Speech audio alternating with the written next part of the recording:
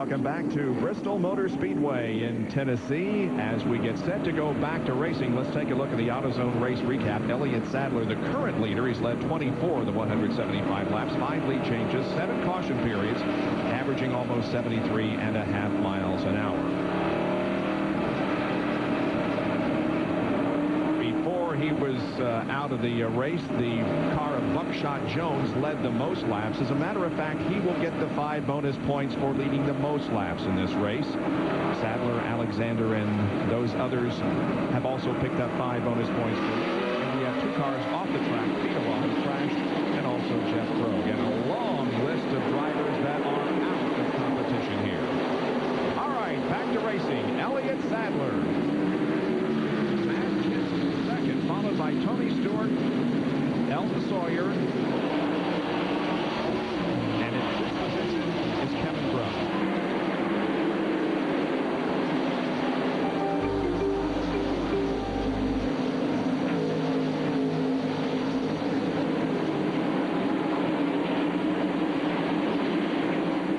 There's first. The 17th car, Mike Dillon, is in second. Buckshot a lap down.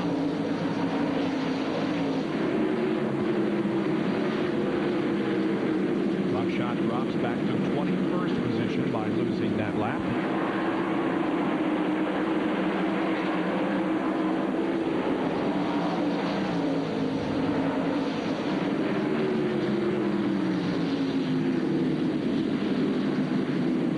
Still a long way to go in this thing, 70 laps. Looking good, just keep it coming.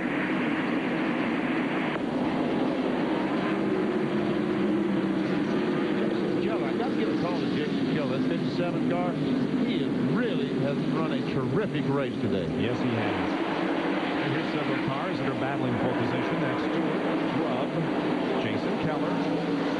Randy LaJoie is in this thing. So is Dale Earnhardt Jr. And Grubb gives a great run on Stewart. Tries to get under, couldn't quite make it. Meanwhile, Jason Keller trying to get under him. Everyone just kind of sitting there waiting for something to happen, and it usually does. Here's some cars that are on the move. Jason Keller from 37th to 6th.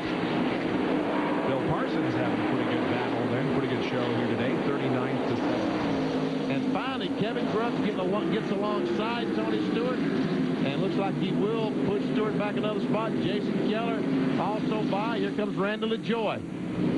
And Dale Earnhardt Jr. also. But Tony was able to get down in front of Randy LaJoie, and so will not lose those 2 positions, at least right now. I saw the car going very slowly on the bottom of the racetrack on the apron. Actually, that's Joe Bessie, who is back in the race. 153 laps down.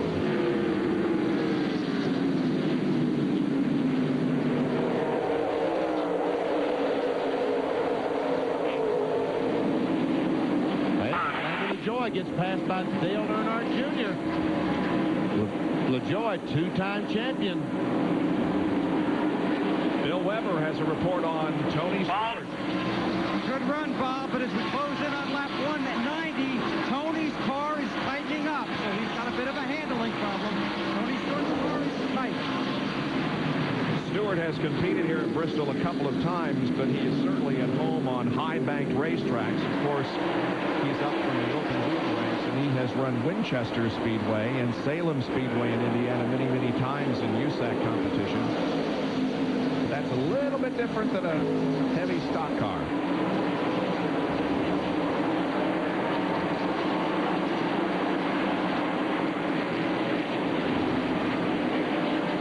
A couple laps ago, we went back in the back, and underneath the 2 car of Ron Barfield, New Holland car, bam, almost ran the back of Phil Parsons, the Duralube car, and someone, bam, ran in the back of him. That for 16th, 17th, and 18th position, so it doesn't make any difference whether you're battling up front or in the middle of the pack. There's action all around. Tony Stewart gets shoved up and will lose a couple of more spots. As now Dale Earnhardt Jr. and Randy LaJoie passing by. That 14 car of Patty Louise is a lap down in 22nd position. now at the points as they stand. Matt Kenseth would go to the top of the standings in Busch Series with LaJoie second, and Mike McLaughlin, who entered this race in the lead, would drop down to third. McLaughlin in this race is running in 12th spot, and then 6 through 10 also Jones would be in the 6th spot. Got battles all around. This was a battle for 4th spot. Jason Keller and Kevin Grubb. We go back to 2nd spot. Elton Sawyer, the Barbasol Ford, has caught Matt Kenseth. He's right there. And he's going to go to that spot and take it away. Nice move, Bill Weber. He moved up another spot. And this is a really great run for Elton Sawyer at a track he used to hate.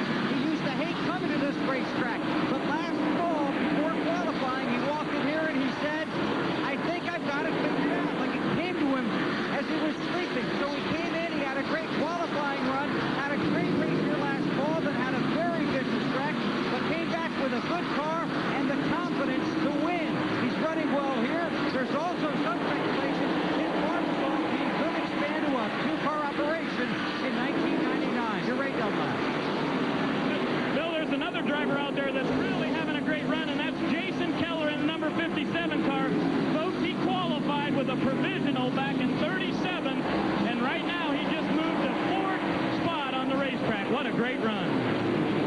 Yes, indeed. Keller, Earnhardt, LaJoie, and Grubb now, as Kevin Grubb lost some positions there.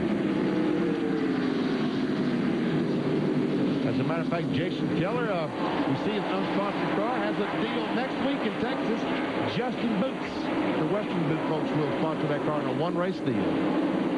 Elliott Sadler has a 1.5-second lead on the rest of the field. Elton Sawyer is running second as the 200-lap mark is just 2 laps away. Morris Snacks 250 Busch Series race is 206 laps old. There's the leader, Elliott Sadler. And there are battles continuing all over the place. Here's Mike McLaughlin running in 12th position. Roger Hillen Jr., the 8th car, is in 13th. The 63 car of Tracy Leston, the Lotto car, is a lap down to these vehicles. He's running back in 23rd. Nevertheless, he's racing them. This thing is far from over because Sadler had over a second lead now, and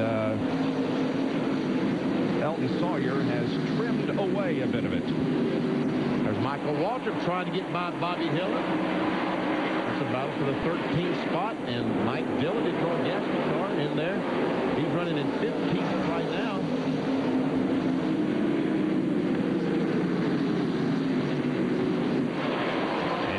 Sliding high up onto the banking coming out of 4th. Yeah, he's just running that high groove, and it seems to be he's not gaining anything on the guys in front of him, but he's not losing anything either. You know, he's coming off high, keeping that momentum up. Stewart and Dale Jarrett, who we haven't talked much about this afternoon, but he's up to 9th. He is. He's moved up to 9th spot. He's done it ever so quietly, though, because I had not even noticed it. I thought that it was Dale Jarrett that brushed the outside retainer wall with that big crash off turn 4. But it was, in fact, the Shane Hall automobile that brushed the wall. I said that earlier in the show. Dale Jarrett has won here in Busch Series competition at Bristol. He took the checkered flag in the fall race back in 1991. He has 11 wins to his credit in Busch Series action. His most recent victory was at Homestead in November of 1995. Crash. Mike Dillon and Michael Waltrip both into the wall.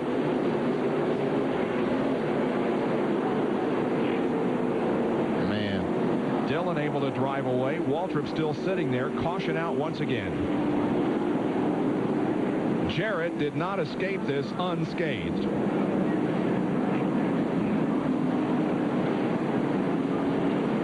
He's dropped down off the banking, is on the apron of the racetrack, and he's headed for his pit. And pit road is not open, so obviously he had some kind of problem. He would not be going to the pits. Car looks pretty clean.